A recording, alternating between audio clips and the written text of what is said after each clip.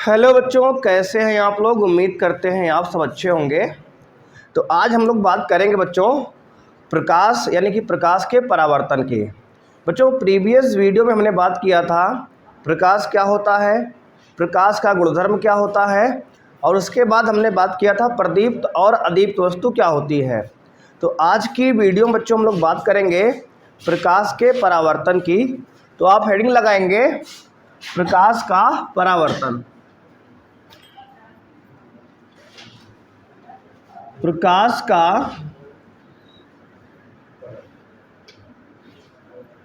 परावर्तन, प्रकाश का परावर्तन यानी क्या होता है बच्चे, रिफ्लेक्शन ऑफ लाइट,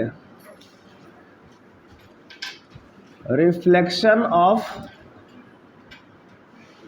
लाइट, प्रकाश का परावर्तन। देखो बच्चे होता क्या है, मान लो आपके पास कोई पॉलिश्ड सरफेस है यानी चिकनी चमकदार सतह है, पॉलिश की गई है ना। तो अगर कोई चिकनी पॉलिश सतह है आपके पास और अगर उस पर प्रकाश की किरण कोई आपतित होती है, मतलब प्रकाश की किरण, मान लो ये सन है, सूर्य है आपका, और यहाँ से कोई लाइट आई और दर्पण पर आपके क्या, पॉलिश दर्पण पे आपकी क्या हुई, किरण जो है चिकनी सतह पर आपतित हुई। अगर कोई भी प्रकाश किरण किसी चिकने या पॉलिशदार सतह पर आपतित होती है तो टकराने के बाद बच्चे क्या होता है, पुनः उसी माध्यम में लौट जाती है प्रकाश की। बच्चे इसी घटना को प्रकाश का परावर्तन कहते हैं। और जो किरण आती है उसे कहते हैं आपतित किरण। बच्चे क्या कहते हैं, आपतित किरण। और जो किरण लौट के जाती है उसे परावर्तित किरण कहते हैं। क्या कहते हैं, परावर्तित किरण कहते हैं। और इन पर जो लंब डालते हैं उसे बच्चे कहते हैं अभिलंब। क्या होता है, अभिलंब। अभिलंब कहाँ डाले हैं, आपतन बिंदु पर। कहाँ पे, आपतन बिंदु पर। जिस बिंदु पे प्रकाश किरणें आके दर्पण पे टकराती है उसे बच्चे आपतन बिंदु कहते हैं, ये वाला। ठीक है ना। जो किरण आई है आपतित किरण है, जो किरण टकरा के गई है वापस उसका नाम परावर्तित किरण होगा। और जो आपतन बिंदु पर अभिलंब डाले हैं, अभिलंब डाले हैं, उसे क्या कहते हैं, अभिलंब कहते हैं। अब देखो ये क्या है, चिकना पॉलिशदार सतह है, चिकनी पॉलिशदार सतह है, चिकनी पॉलिशदार सतह। इधर पॉलिश किया गया है पीछे, ऊपर से लाइट आके टकरा के लौट जा रही है। ठीक है ना। अगर पॉलिश ना किया गया होता तो क्या होता, प्रकाश जो है जब आता तो इस पार से इस पार चला आता ना।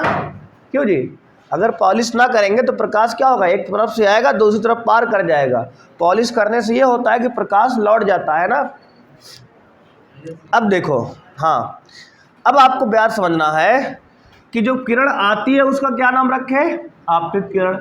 जो किरण टकरा के वापस जाती है परावर्तित किरण। और ये जो लंब डालते हैं इस पे आपतन बिंदु पे, अभिलंब होता है। ये वाला आपतन बिंदु है।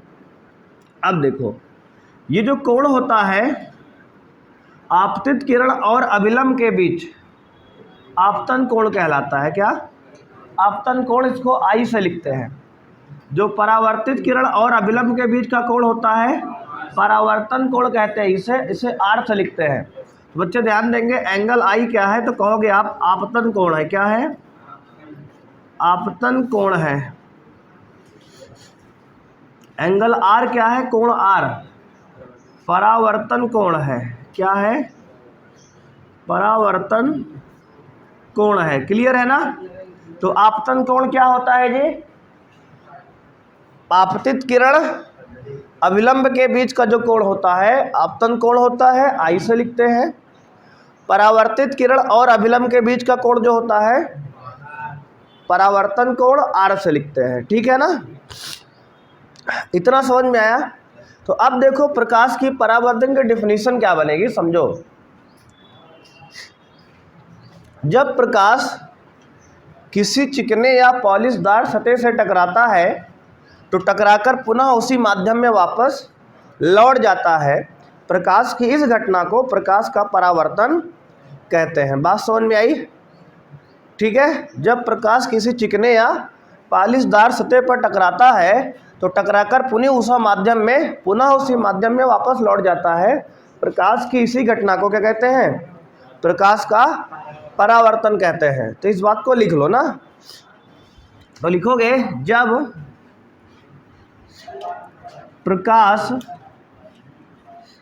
प्रकाश किसी चिकने या पॉलिशदार सतह से टकराता है तब वह पुनः उसी माध्यम में वापस लौट जाता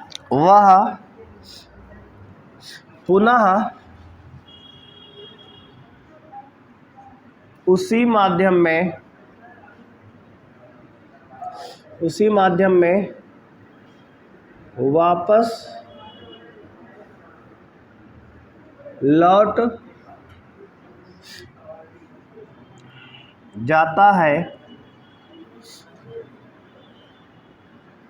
प्रकाश की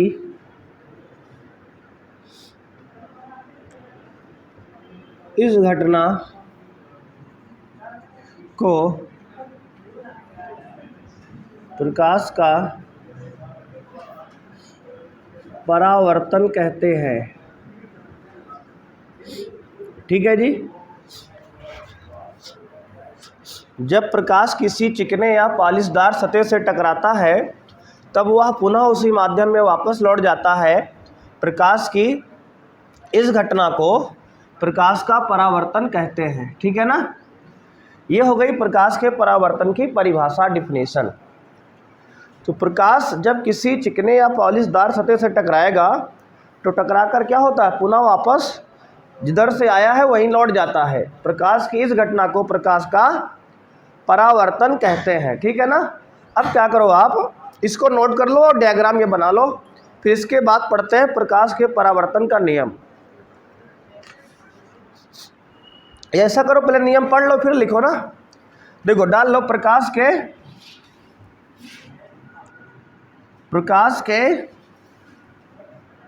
परावर्तन के नियम। प्रकाश के परावर्तन के नियम ध्यान देंगे आप। इसके दो नियम हैं। पहला नियम है आपतन कोण का मान, आपतन कोण यानी कि आई, कोण आई, आपतन कोण यानी कि एंगल आई का मान सदैव परावर्तन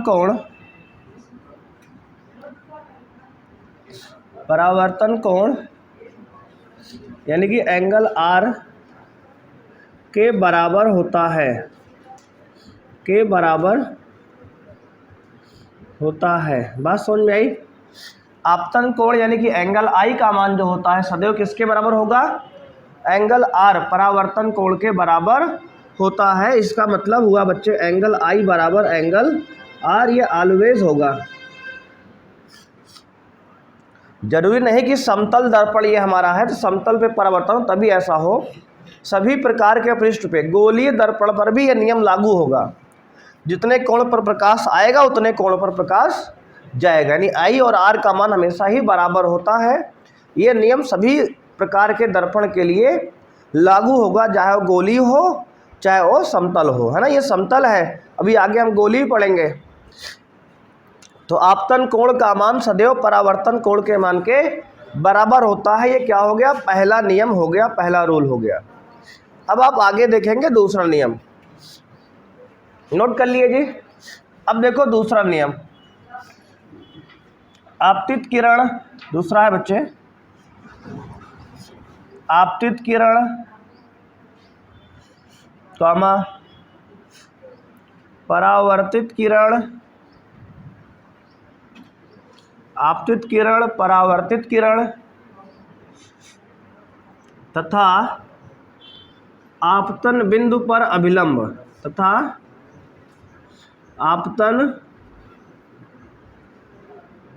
बिंदु पर अभिलंब, आपतन बिंदु पर अभिलंब तीनों एक ही तल में होते हैं। क्लियर है? क्या लिखा बच्चे आपने? आपतित किरण, देखो समझ लो, पहला नियम यह है कि I और R बराबर होगा, है ना। और दूसरा नियम क्या है? आपतित किरण, देखो ये वाली किरण जो आने वाली किरण है आपतित किरण, और ये जो जाने वाली किरण है टकराकर परावर्तित किरण, और ये आपतन बिंदु जिस बिंदु पे टकराई है इस बिंदु पर जो अभिलंब है, ये तीनों क्या होते हैं? एक ही तल में होते हैं, ये सब एक ही प्लेन में होते हैं। देखो ये जो बोर्ड है जिसमें ये सब बना है एक ही तल तो है ना, बोर्ड एक तल है और ये सब इसी में बने हैं। बात समझ में आई कि नहीं? वही बात कही गई है कि आपतित किरण, परावर्तित किरण, आपतन बिंदु पर ये जो अभिलंब खींचे हो, ये तीनों क्या होते हैं? एक ही तल में होते हैं। यही बात यहाँ पे लिखी गई है। तो ये प्रकाश के परावर्तन के दो नियम हो गए। पहला नियम समझ में आया कि I और R सदैव बराबर होगा। दूसरा नियम कि आपतित किरण, परावर्तित किरण और अभिलंब तीनों क्या होंगे? एक ही तल में होंगे, एक ही प्लेन में होंगे। ठीक है ना? इसको नोट कर लो, फिर हम लोग आगे बढ़ते हैं।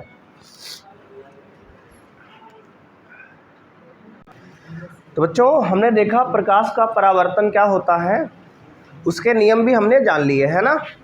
तो अब हम बात करेंगे बच्चों प्रतिबिंब क्या होता है। ठीक है ना? तो आप डालिए हेडिंग प्रतिबिंब। प्रतिबिंब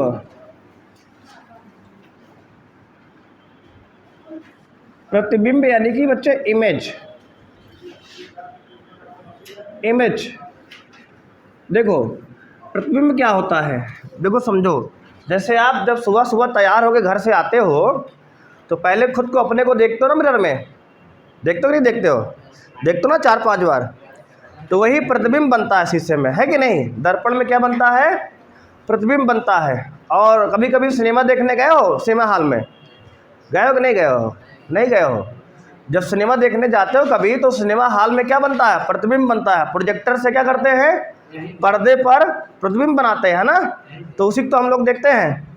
तो प्रतिबिंब समझ में आया क्या है? इमेज, है ना। प्रतिबिंब जो हम खुद को दर्पण में देखते हैं सुबह सुबह, वो तो देखे ही हो, इतने ढक्कन तो नहीं है कि नहीं।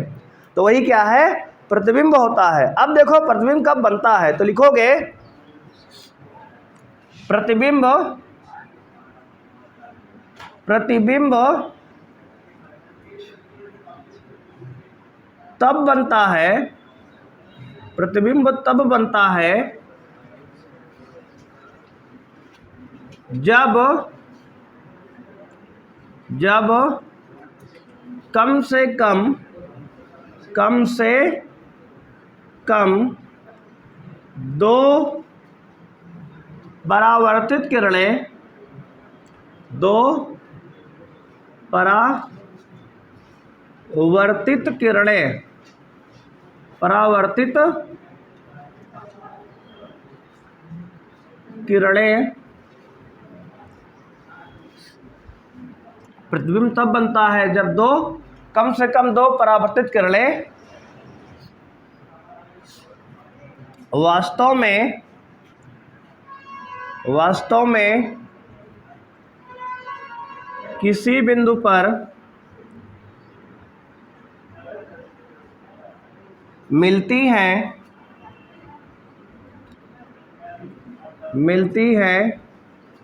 या मिलती हुई प्रतीत होती हैं, या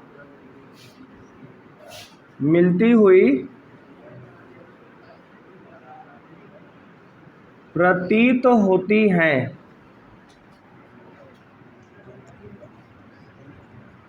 बात समझ में आई? तो बच्चे प्रतिबिंब कब बनेगा? जब कम से कम दो किरणें परावर्तन के पश्चात, दर्पण के परावर्तन के पश्चात किसी बिंदु पर या तो वास्तव में मिलेंगी या तो मिलती हुई प्रतीत होंगी। ये सब क्या बता रहे हो सर? देखो इसको डायग्राम समझा रहे तुम्हें हम।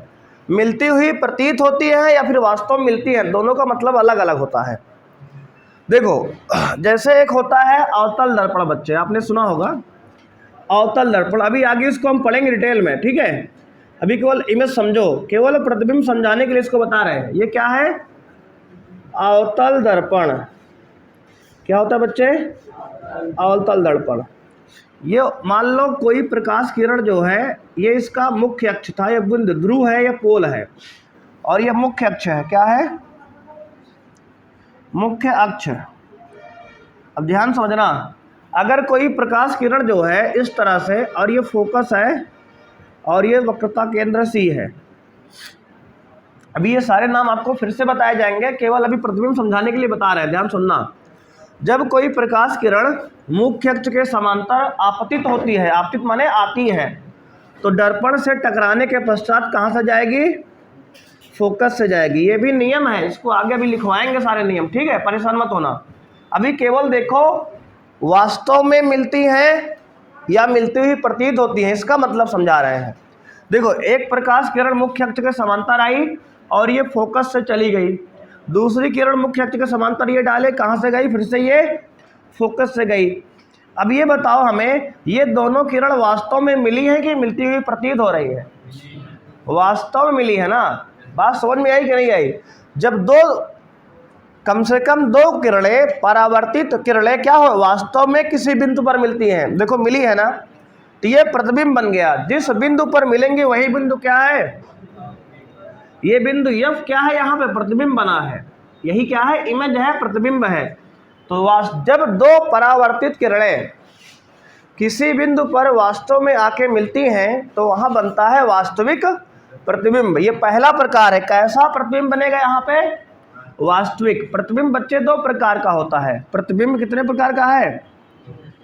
प्रतिबिंब दो प्रकार का होता है, दो प्रकार का होता है। नंबर एक होता है वास्तविक प्रतिबिंब। क्या होता है?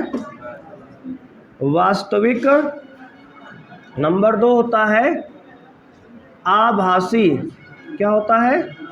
नंबर एक वास्तविक, नंबर दो आभासी। तो यहाँ कैसा प्रतिबिंब बना है? वास्तविक। बिल्कुल सही बना है, यहाँ पे वास्तविक प्रतिबिंब बना है, क्योंकि दोनों किरणें वास्तव में आके इस बिंदु पर क्या हो रही हैं? मिल रही हैं, है कि नहीं? क्यों जी? मिल रही है ना।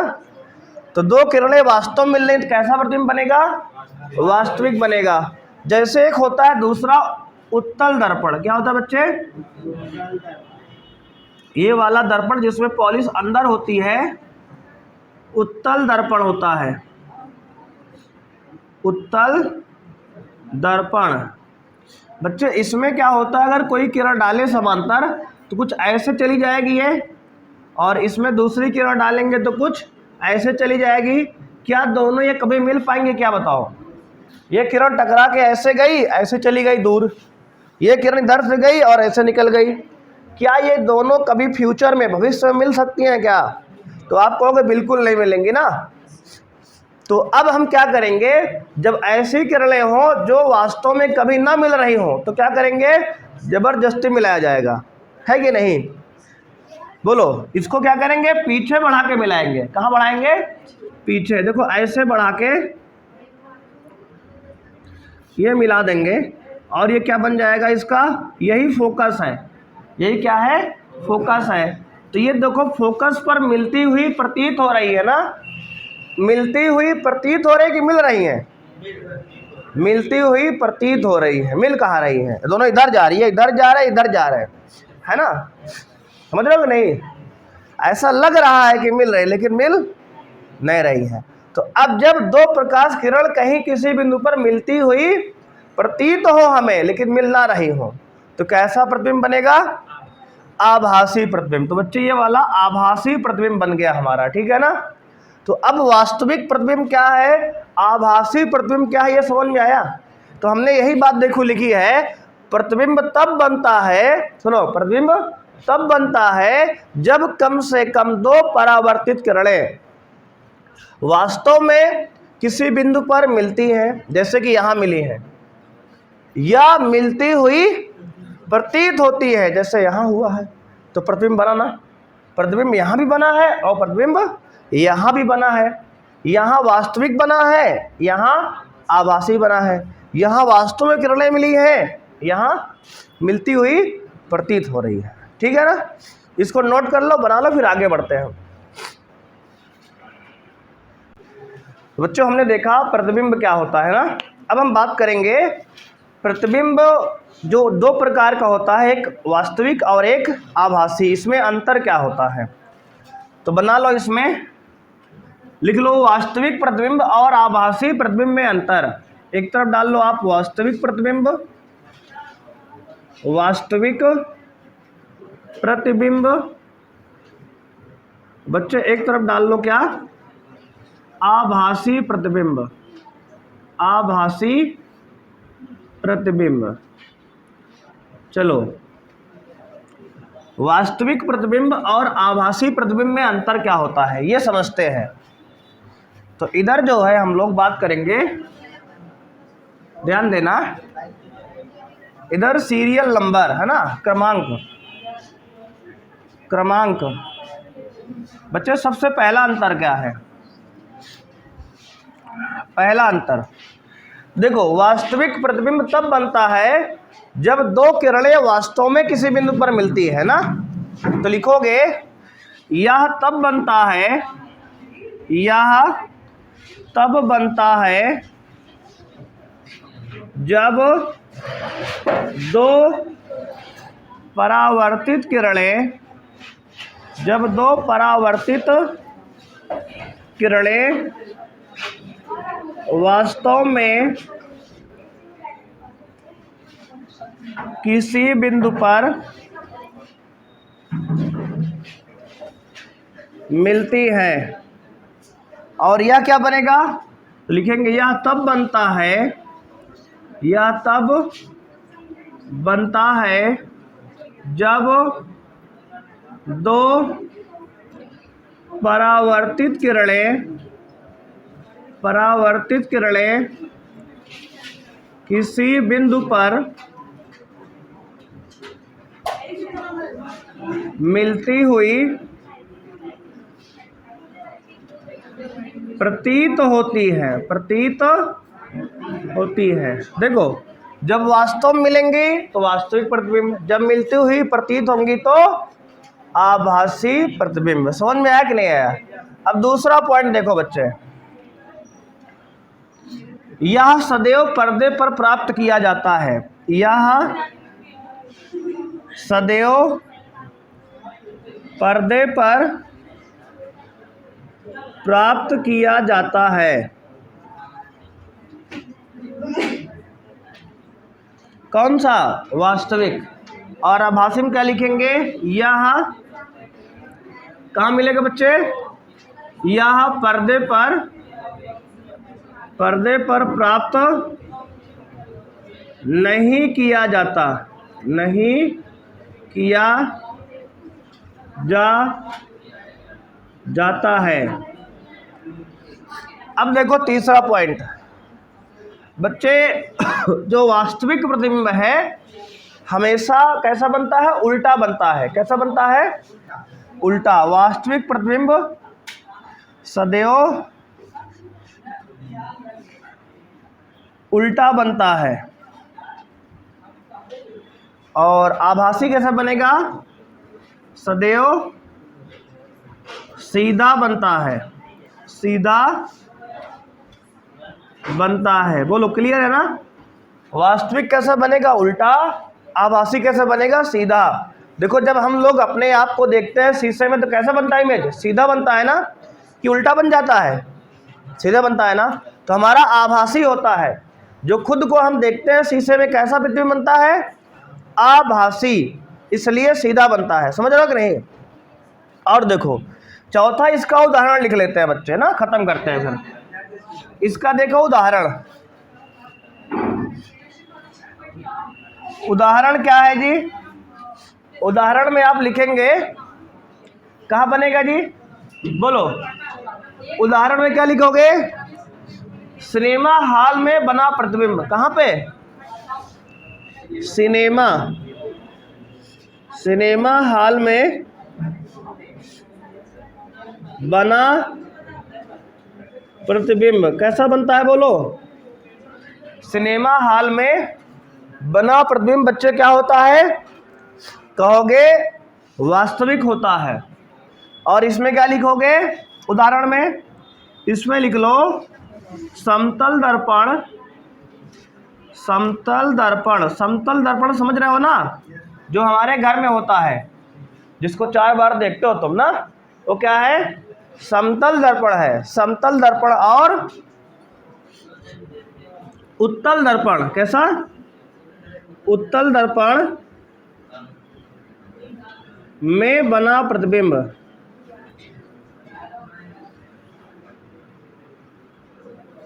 में बना प्रतिबिंब। देखो, समतल दर्पण और उत्तल दर्पण दोनों में जो बनेगा प्रतिबिंब कैसा होगा? आभासी होगा। और जो सिनेमा हॉल में बनेगा वो कैसा होगा? वास्तविक होता है। तो पर्दे पर उसको प्रोजेक्ट किया जाता है प्रोजेक्टर से, है ना? प्रोजेक्टर तो देखो सब लोग ना, हाँ रखा है ना यहाँ पे। हाँ, तो अब देखो आप कहोगे उत्तल दर्पण कहाँ, अवतल कहाँ गया ना? तो देखो, अवतल में दोनों प्रकार का प्रतिबिंब बनता है, इसलिए नहीं लिखेंगे उसको, ठीक है ना? उसमें आभासी बनता है, वास्तविक भी बनता है, इसलिए उसको यहाँ पे नहीं लिखा गया। उसमें दोनों प्रकार का प्रतिबिंब बनता है, तो उसको आगे हम डिटेल में पढ़ेंगे, है ना? तो बच्चों, आज की क्लास में हम लोग इतना ही करेंगे, ठीक है? तो वीडियो को अगर लाइक नहीं किया आपने तो लाइक कर दो, चैनल को सब्सक्राइब कर लो। मिलते हैं नेक्स्ट क्लास में बच्चों। आज के लिए